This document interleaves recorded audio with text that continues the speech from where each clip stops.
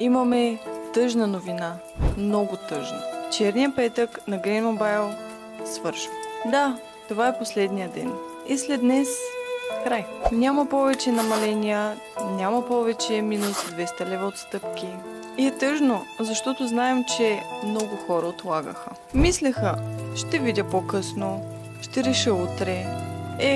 Утре няма. Телефони като Olefone Armor 28 Ultra, 33 Pro, 34 Pro, Oukitel WP100 Titan, WP210, WP300. Всички са с огромни намаления, но след днес всичко приключва. След полунощ цените се връщат обратно, както пепеляшка загуби блясъка си. Няма да видиш такива намаления, поне до следващата година.